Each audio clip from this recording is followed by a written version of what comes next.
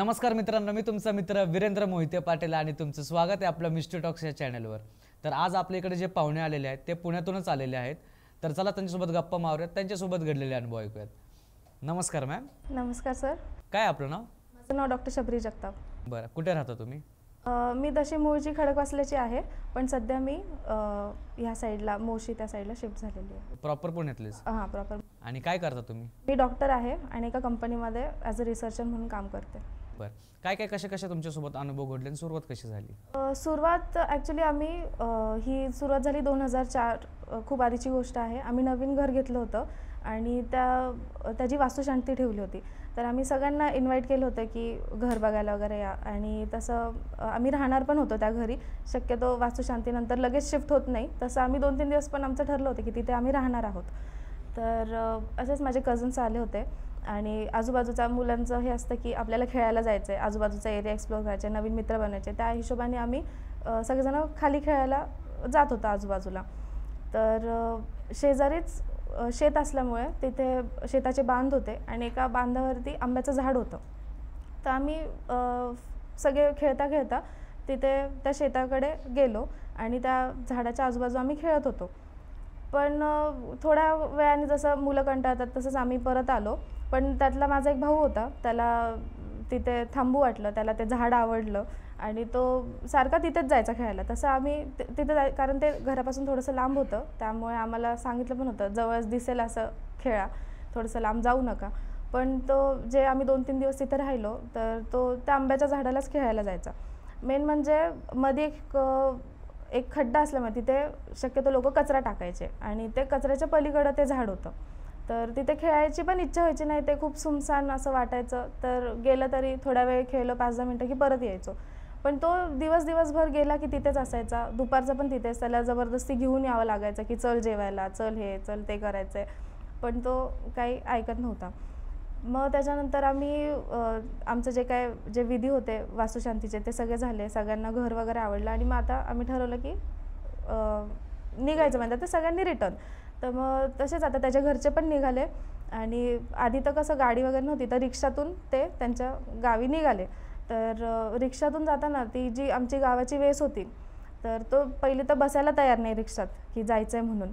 पण मग त्याला जबरदस्ती, आता लहान मुलं काय उचललं की घेऊन गेले, तर तसं त्याला उचललं, तो काय ऐके ना, हातपाय आपटायला लागला।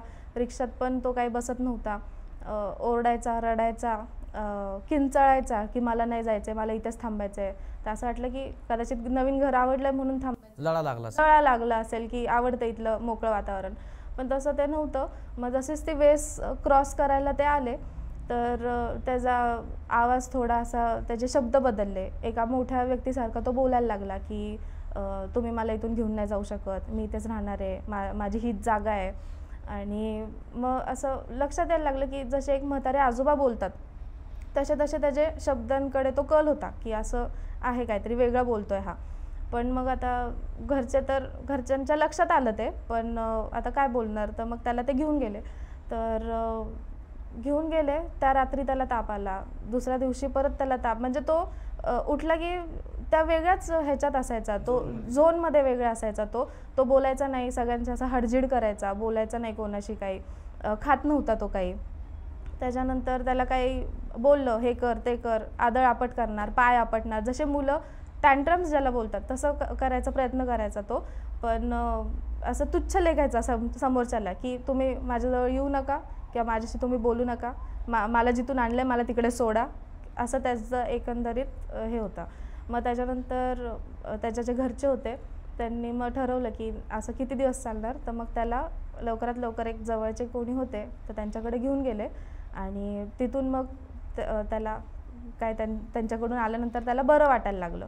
मग तसा तो बरा होत गेला आणि मग आता त्याला ती गोष्ट आठवत नाही, पण बाकीच्या सगळ्यांना आठवते की त्यांनी काय पराक्रम। ते कळलं का कोण होतं, काय होतं ते आता शक्यतो बांधावरचे जे त्यांनी आंबे खाल्ले होते तिथून, म्हणजे ज्या कैऱ्या वगैरे होत्या ना, तर काहीतरी असेल, ते झाड कोणाचं तरी असेल किंवा ते जसं शेतकरी असतात तर ते आवडीने काही आंबे लावतात, तर ते आजोबा कदाचित वारले असेल, आता आपल्याला तर माहित नाही, आपण नवीन गेलो होतो त्या ठिकाणी. तुम्ही आजूबाजूच्या लोकांना विचारलं नाही का त्यावेळेस? त्यावेळेस आम्ही नवीन गेलो होतो तिथे आणि कोणाला विचारणार ना की हे कोणाचं शेत आहे किंवा हे कुठले आजोबा आहेत का. तर आमची पण फार अशी त्या गावात ओळख नव्हती त्यावेळेस. आणि ते लक्षात आलं आमच्या नंतर, ते जसं त्या माणसाकडे घेऊन गेले आणि विचारलं कुठून आले काय. तर मग त्यावेळेस ते जे आतमध्ये होतं त्याच्या, त्यांनी सांगितलं की हा आलेला झाडाच्या इथे, माझ्या झाडाचे आंबे खाल्ले त्यांनी. तर मग ते, कारण आम्ही कोणीच आंबे वगैरे खाल्ले नव्हते त्या झाडाचे, म्हणजे कैराच होत्या त्या, असे पिकत आलेले आंबे होते, पण त्यांनी ते आंबे खाल्ले आणि त्यामुळे त्याला तो त्रास झाला. तर मला असं वाटतं की कदाचित जे आजोबांचं ते शेत होतं ते आता हयात नसतील आणि त्यांचा जीव असेल त्या आंब्याच्या झाडामध्ये, आणि त्याच्यामुळे त्यांनी ते आंबे न विचारता किंवा न विचारता तो त्या झाडाकडे गेला आणि ते घेतलं, म्हणून त्यांना ते लागलं. घरच्यांना काय त्रास वगैरे त्याच्यामुळे घरच्यांना नाही, पण त्या मुलालाच खूप त्रास झाला. त्यांनी जेवण वगैरे सोडलं होतं, त्याला ताप येत होता आणि मग असं त्या म्हणजे दाखवून आणल्यानंतर त्याला हळूहळू फरक पडला. पण असं जाऊन कुठे काही खाऊ नये न मागता, आंबट गोड गोष्टी तर खाऊच नाही.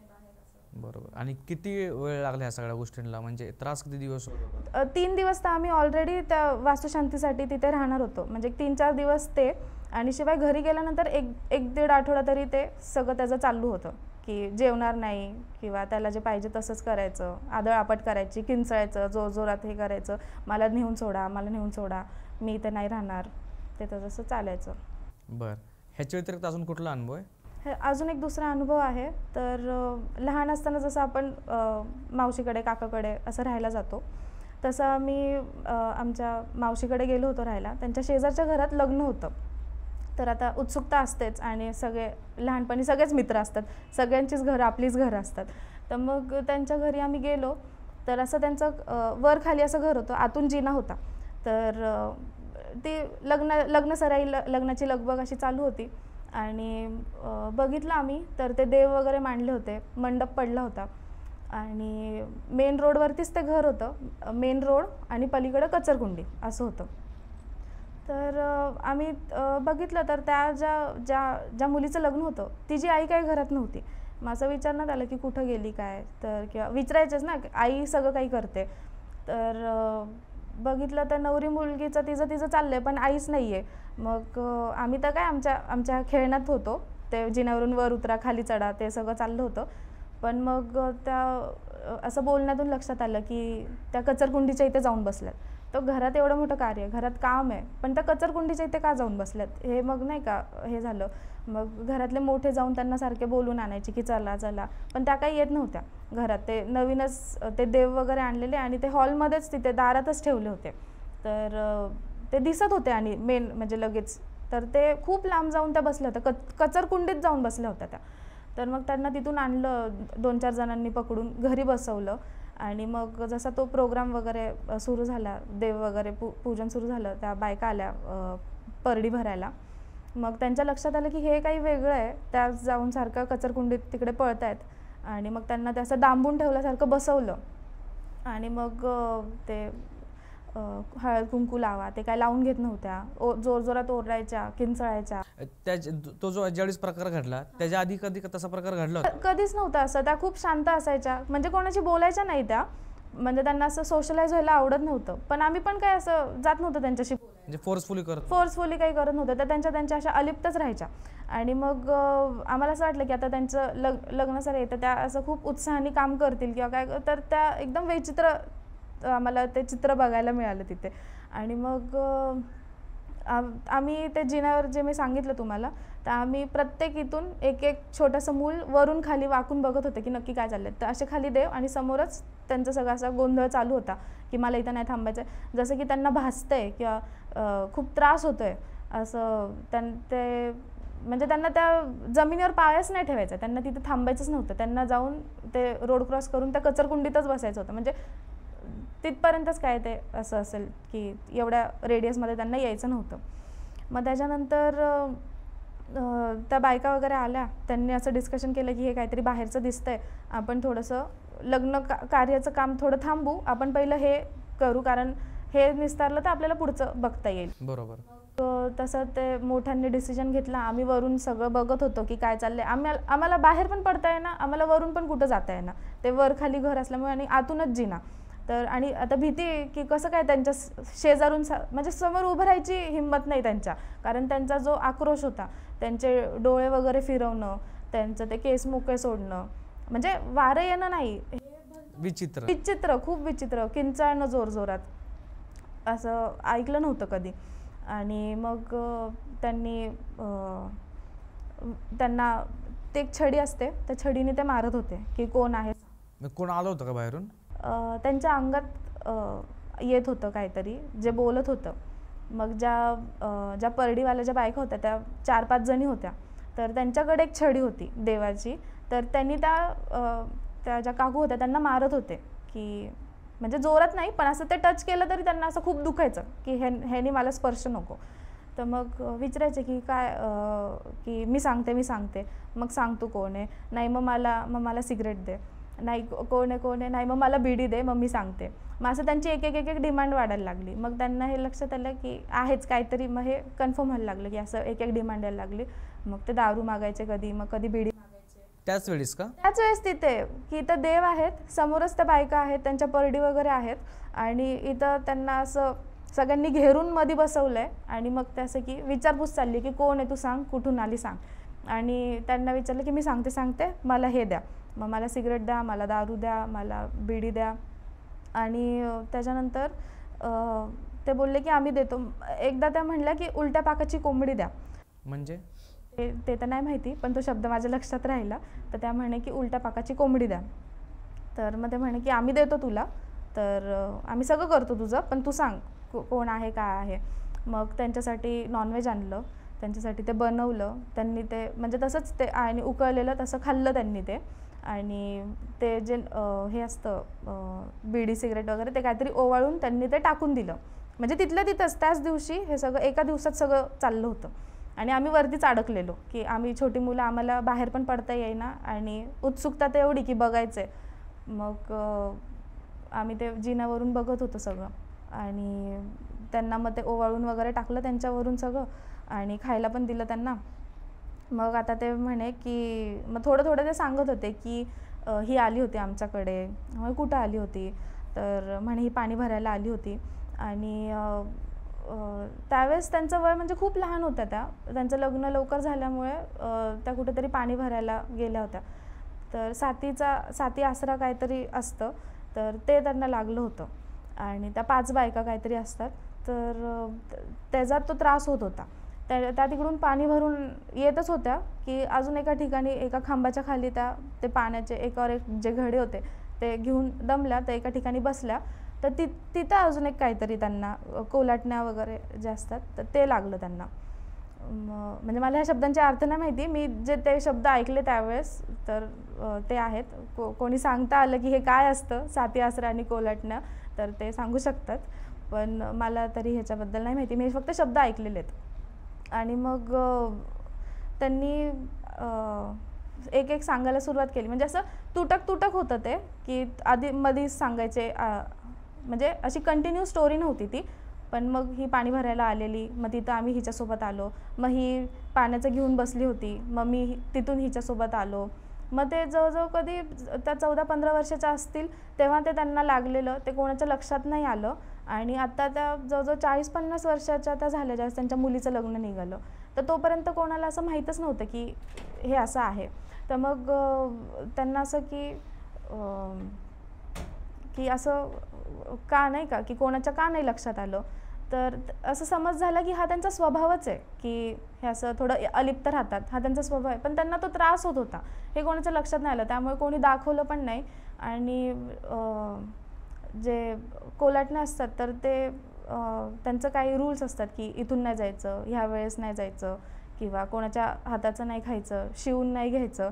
तर मग असं घरी माहेराला वगैरे आल्या त्या की त्यांना जेवण वाढलं की ते पोळी धुवून घ्यायच्या, भाजी धुवून घ्यायच्या. बापरे. स्पर्श नव्हत्या करून देत कोणाला, की तू नाही हात लावायचा मला, तू म्हणजे असं वाटायचं की हिला की ते धुवून खायच्या त्या. पाणी म्हणजे काय चव लागेल की असं धुवून खाल्ले त्यांनी ते, असं पाण्याचा हात फिरून ते खायच्या.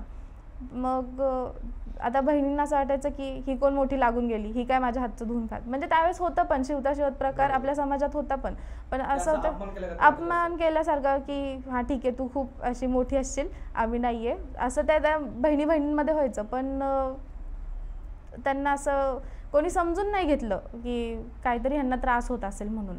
आणि त्याच्यानंतर ते आत्ता लग्नाच्या कार्यात ते असं समोर आलं की ह्यांना असा त्रास होतोय. मग ऑलरेडी ते हे कळालं होतं की त्या साती आसरा आहे आणि कोलाटण्या आहेत. पण अजून एक कपल होतं, तर त्यांनी सुसाईड केलं होतं. त्यांचं काहीतरी इंटरकास्ट होतं. तर त्या ज्या फिमेल होत्या त्या नॉनव्हेज खात नव्हत्या आणि जे दुसरे त्यांचे जे पार्टनर होते त्यांना नॉनव्हेज खूप आवडायचं. तर ते दोघं पण त्या काकूंच्या शरीरात होते. ते कसं कळालं की तेच दोघं जण होते म्हणून? ते त्यावेळेस बोलता बोलता त्यांनी सांगितलं की आम्ही हे पकडलेलं आहे आणि आम्ही हे सोडणार नाही, जर आम्ही निघालो तर हे डेथच होईल, असं त्यांनी त्यावेळेसच त्या ज्यावेळेस ते विचारपूस चालली होती तर विचारपूसचं पण खूप जवळजवळ 4-5 तास गेले असतील त्याच्यामध्ये. आणि खूप ते मध्ये मध्ये थांबायचे, ते थकायच्या, तर रडायच्या, खूप जोरात ओरडायच्या. त्या बायका ज्या अशा घेरून थांबलेल्या त्यांना, त्या कुठं जाऊ देत नव्हत्या त्यांना. आणि शिवाय ते कापूर दिलेला त्यांना, तर तो जळता कापूर खायचा आणि की खा म्हणायचं. तर खाल्लं पण त्यांनी, असं 1-2 नाही 4-5 कापूर खाल्ले त्यांनी, आमच्या समोर खाल्ले. आणि मग ते पान वगैरे दिलं त्यांना बनवून, ते पण खाल्लं त्यांनी. आणि नाचायच्या, त्या म्हणायच्या की मला नाचायचं आहे, मला नाचायचं आहे. मग आता त्यांच्यातलं कोण होतं की त्यांना नाचायचं होतं, पण मग हे लावायचे देवाची गाणी, जोगवा वगैरे. देवाच्या गाण्यावर नाचायचे ते, की नाचायचं आहे म्हणून मला. आणि मग त्या खूप उड्या वगैरे मारून मारून नाचत होत्या आणि ते केस मोकळे. आम्ही तो अवतार बघूनच घाबरलेलो होतो. पण उत्सुकतेने आमच्या भीतीवर मात केला आणि आम्ही ते सगळं डोळ्यांनी बघितलं की असं काही प्रकार असतो. आणि पहिल्याच वेळेस एक नाही, असे 4-5 जण एकाच माणसाच्या शरीरात आम्ही वेगवेगळे भाव त्यांचे चेंज होताना ते पाहिले. त्याच्यानंतर ज्यावेळेस ते कळालं की हे बाकीचे ते कोलाटण्या आणि साती आसरा हे तर गेलेलं आहे, त्यांना पुरवलेलं आहे, जे त्यांच्या डिमांड्स होत्या त्या तर गेल्या होत्या. पण आता ते कपल होतं आणि मग आता त्याचं काय, तर मग ते नाही बोलले, ते नाही होऊ शकत, ते नाही काढू शकत. आणि मग त्या मुलींचं लग्न झालं. त्याच्यानंतर पण बाकी त्यांची मुलं होती, त्यांची सगळ्यांची लग्न झाली. पण मग त्यांच्या हेल्थमध्ये त्याच्यानंतर खूप डिक्लाईन, असं त्यांच्या स्वभावात पण असं हे झालं की अजून त्या अलिप्त राहायला लागल्या, अस्वच्छ राहायला लागल्या, त्यांना भूक लागत नव्हती. त्याच्यावर काही उपाय नाही केले का घरच्या लोकांनी? घरच्या लोकांनी असं त्यांना दुर्लक्ष असं म्हणता येईल की आता काय झालंय गेलंय, अजून किती हे, म्हणजे असं त्यांचं हे नाही करायला पाहिजे होतं.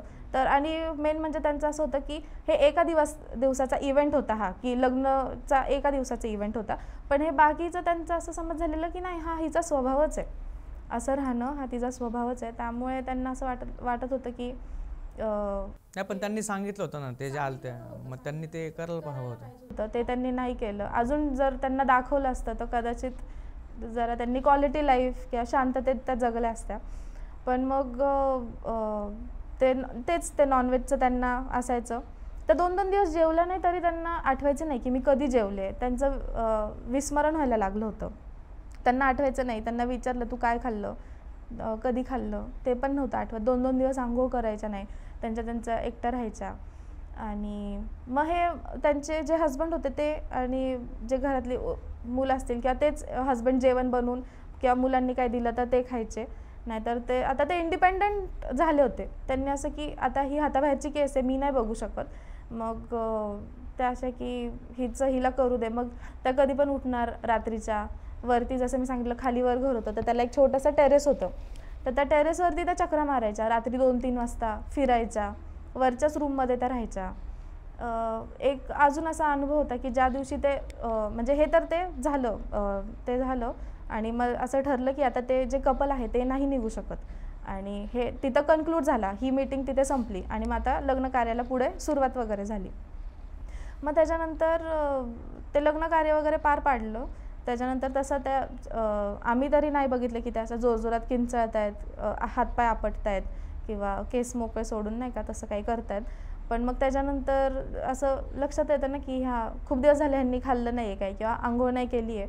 म्हणजे तब्येतीने होत्या त्या, पण लक्षात येतं की हे माणसाचं नाही न्यूट्रिशन वगैरे नाही भेटत आहे ह्यांना किंवा ह्यांनी खाल्लेलं नाही आहे काही. मग असंच आम्ही एकदा गेलो होतो, आम्ही कझन्स त्यांच्या इथे खेळत होतो त्याच पिरियडमध्ये. हां, त्या 1 वर्षभरातच लग्न वगैरे झालं. आम्ही त्यांच्या इथं वरती होतो, वरच्या घरात होतो. तर वरच्या घरात एक बेड, तिथे एक देवारा आणि दरवाजा, बाहेर ते असं टेरेस, आणि टेरेसच्या इथून खाली जिना. तर ती एक छोटी रूम होती. तर तिथे मी, माझी एक बहीण होती आणि तिचा सख्खा भाऊ होता. तर त्या काकू होत्या, त्या बसल्या होत्या खाली. तर आमची मस्ती, गाणे वगैरे सगळे असे चालले होते. आणि असं मस्तीमध्ये त्या मावस भावाने असा हात धरला की चला आपण डान्स करू. तर त्यांनी असं फिरवलं, त्यांना असं बसल्या जागी असं गोल फिरवलं असं हात धरून. तर त्यांना असं अचानक ते गोल 2दा फिरल्यामुळे त्यांना काय माहिती काय झालं, त्यांचं ते एकदम पर्सनॅलिटी चेंज झाली. आणि म्हणजे माझा भाऊ होता, तो असेल 70-80 किलोचा, पण तरी पण त्यांनी असं त्याला खेचला खाली आणि त्याला जमिनीवर पाडला. त्या स्वतः उभ्या राहिल्या आणि त्याला असं गोल गोल गोल गोल फिरवलं. तो फिरला गोल गोल फिरायला लागला तो. आणि आम्ही 2घी जणी इथं बेडवरती होतो आणि 2घी बहिणी आम्ही घाबरलो की आता काय करायचं, कारण आम्हाला तर माहीत होती ही हिस्ट्री, आम्ही स्वतःनी दोघांनी बघितली होती. आणि पण जसं आधी अडकलो होतो तसं आता परत आम्ही अडकलो होतो ह्या रूममध्ये आणि खूपच जवळ अडकलो होतो. आणि आम्ही बेडवर, हे इथं गोल गोल फिरवतात त्याला आणि त्यांच्या पलीकडे दरवाजा, पळून जाणार कसं की कोणाला बोलवायचं असेल तर. तर तो फिरवत होता आणि त्यांना आवाज देत होते, अहो थांबा. ते काय ते त्यांच्या तंद्रीत होते वेगळ्या. मग त्याची जी सख्खी बहीण होती तिलाच असं काहीतरी जोश असं तिच्या अंगात संचारलं. तिने असं जोरात धरलं त्यांचा हात आणि जोरात ओरडली ती. मग त्या जोराच्या आवाजाने त्या घाबरल्या तर जसं एखादं छोटं मूल घाबरतं ना, असं कावरं होतं की बापरे हे काय झालं खूप. आणि त्यांनी असे डोळे वगैरे फिरवले खूप तिथल्या तिथेच, ते म्हणजे हात वगैरे सोडला आणि असं चक्कर येते का काय असं वाटायला लागलं त्यांना. आणि त्या तिथेच खाली बसल्या. 2 मिनटं त्या शांत झाल्या तिथे बसून. तिथे समोरच देव होते, त्या देवांपुढे नमस्कार केला त्यांनी. आणि मग आम्ही असं की आता कुठली वेळ पळून जायची इथून. मग आम्ही त्यांना असं बघितलं की आता स्टेबल झालेले आहेत. मग आम्ही खाली गेलो आणि पटकन जे मोठे लोक होते सगळ्यांना सांगितलं की असं आमच्यासोबत झालेलं आहे. आणि मग आता मोठे लोक तरी काय करणार होते, आम्ही ते बघायला थांबलो पण नाही की आता काय होणार आहे पुढे, आम्ही तिथून निघून आलो. पण हा एक अनुभव होता की ज्यावेळेस अंगात येतं किंवा त्या अंगात संचारतं त्यावेळेस काय लेवलची ताकद येते समोरच्या माणसात आणि काही पण होऊ शकतं. पुढे असं झालं की त्या अशाच आजारी होत्या. नंतर सगळ्या मुलांची लग्न झाल्यानंतर खायचे पण त्यांचे हाल झाले. त्यांचे हस्बंड होते, पण ते की तिचा स्वभावच असा अलिप्त राहण्याचा आहे. आणि मग ते कामाला जायचे, सकाळी ते जेवण वगैरे ते काका जेवण बनवायचे आणि कामाला जायचे आणि ह्या मग घरी असायच्या दिवसभर. आणि जसं मी सांगितलं होतं की त्यांच्या अंगात ते कपल होतं, आता त्यांना नॉनव्हेज लागायचं. मग ते काय कधी आणलं त्या काकांनी तर ते काकाच बनवायचे, मग ह्या खायच्या. आणि त्या पिरियडमध्ये ज्यावेळेस त्यांच्या घरी कोणीच नसायचं की त्यांचे हस्बंड पण जातात कामाला आणि एकट्या घरी, तर एक मांजर यायची आणि ती मांजर त्यांच्यासोबतच असायची. म्हणजे बरेचशा लोकांनी बघितलं आहे की त्या म्हणजे असं नाही की खेळतायत त्या मांजरीसोबत, खेळत नव्हत्या त्या, पण ती मांजर त्यांच्यावर लक्ष ठेवून असायची. आणि जशा त्या झोपल्या दुपारच्या किंवा काय, तर म्हणजे असं आजूबाजूचे घरं पण त्याच लेवलचे होते, तर ते दिसायचं आजूबाजूच्या घरच्यांना. तर त्या झोपल्या की ते मांजर त्यांच्या छातीवर असं येऊन बसायचं रोज. म्हणजे आता रोज तर नाही सांगता येणार कारण ते काका तर जायचे, पण ज्यावेळेस लोकांनी पाहिले त्यावेळेस छातीवर बसायचं त्यांच्या. कधी आपण असं आपलंच घर आहे तर आपण टेरेस वगैरे जे होतं ओपन टेरेस, तर तिथे पण त्या झोपायच्या चटई वगैरे टाकून. तर आजूबाजू असं डोकावलं तर लक्षात येतं ना की अरे हे तर दुपारचं झोपतायत. तर ते मांजर येऊन त्यांच्या छातीवर बसायचं. आणि आत्ता कोविडच्या पिरियडमध्ये मग त्यांचं डेथ झाली फायनली. आणि तसं ते मांजर पण यायचं बंद झालं, पण ते त्यांना सांगितलंच होतं की आम्ही हे घेऊनच जाणार आहे म्हणून. असेल पण 55 वगैरे असेल, 50 एवढं पण जास्त नव्हतं. पण तेच आहे की निग्लिजन्समुळे की अजून कुठे जर त्यांना दाखवलं असतं तर कदाचित झालं, वाचले. घरातल्यांना काय त्याच्यानंतर त्रास ते गेल्यानंतर? गेल्यानंतर त्रास तर नाही असं काही. त्यांना स्वतःलाच खूप त्रास झाला. त्यांच्या अशा वागण्यामुळे त्यांच्या नवऱ्याला त्रास झाला. ज्यावेळेस हयातीत होते त्यावेळेस? की असं होतंय. पण ते त्यांचं ते जसं रात्री पण त्या फिरायच्या ना, जे टेरेस होतं तिथे पण फिरायच्या. बऱ्याचशा वेळेस ते समोर कचरकुंडी होती तिथे पण जायच्या रात्रीच्या. तर त्यांना असं हेच नसायचं की भान नसायचं की रात्रीचं आपण उठून चाललोय, कुठं जातोय काय. आणि त्यांना भीती पण नसायची की रात्रीचं कशाला कोण जाईल ना. तर त्यांची ती भीती पण एक मेल्यासारखीच झाली होती. आणि आधी तर ते खूप घर असं डल वाटायचं की जाऊ नये घरात. पण नेगेटिव्ह वाईब्स, अंधार किंवा असं वाटायचं. कारण त्या तसं करूनच बसायच्या. त्या स्वतः तर आंघोळ करायच्या नाही, घर पण स्वच्छ करायचे नाही. त्या देवांना कधी आंघोळ घालून त्यांची पूजा केली असं पण नव्हतं. पण स्वतः पण असं घाणेरडं गलिच्छ आणि घर पण तसंच ठेवत होत्या त्या. पण मग त्यांच्या गेल्यानंतर त्यांनी ते घर जरा साफसफाई करून सगळं जरा नीटनेटकं केलं. आता तर जरा प्रसन्न वाटतं तिथे. पण त्यांच्यासोबत ती नेगेटिव्हिटी पण गेली आणि त्या पण गेल्या. म्हणजे आता काय त्रास वगैरे काहीच नाही तरी कोणाला त्रास नाहीये. बरं. तर मित्रांनो, हे होते मॅमचे अनुभव आणि ह्याच्यातनं खूप काही शिकायला भेटते. आणि नक्कीच त्यांनी जे प्रश्न विचारलेत आपल्याला, ते जर कोणाला त्याबद्दल माहिती असेल तर त्यांनी नक्की कमेंट करून सांगा की ते काय काय प्रकार आहेत ते. आणि ह्यांच्यासारखं जर तुम्हाला आपल्या पॉडकास्टवर यायचं असेल तर गुगल फॉर्मची लिंक दिलेली आहे, ती तुम्ही फिलअप करा आणि कनेक्ट व्हा. आणि जर इमिजिएटली यायचं असेल तर इंस्टाग्रामची पण आपण अकाउंटची लिंक दिलेली आहे डिस्क्रिप्शनमध्ये, ती तुम्ही भरा. म्हणजे तुमचं लगेच इमिजिएटली कॉन्टॅक्ट होईल आपल्याबरोबर. तर आता इकडंच थांबूयात आपण. धन्यवाद. जय हिंद, जय महाराष्ट्र.